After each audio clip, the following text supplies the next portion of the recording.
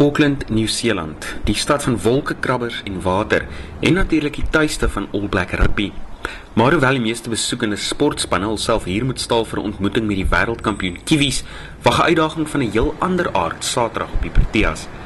Met sy vreemde afmetings en piepklein reguit grense is Eden Park menige bowler se grootste nagmerrie en selfs een van die heel bestes ter wêreld erken en verwag om deur die Pakistanse kolwers geboelie te word. I do feel for the bowlers, there's been some massive scores scored in this World Cup so far. Read some stats that in the last World Cup there wasn't even 4 scores or 3 scores over 300, and already in this World Cup we've seen 3 scores over 400, so a lot of runs.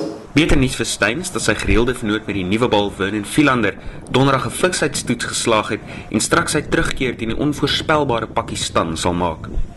Philander en JP Duminy is albei beseer in die nederlaag teen Indië, maar behoort ten koste van onderskeidelik Kyle Abbott en Farhan Behardien ingespan te word.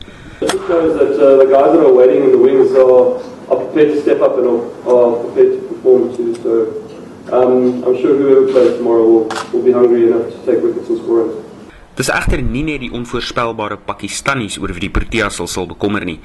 Na helder sonskyn donderdag was dit Vrydag grou en nat hier in die hawe stad.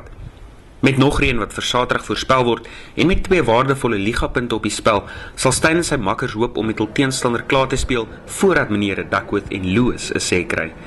Edouard Roos vir Netwerk 24 op Eden Park.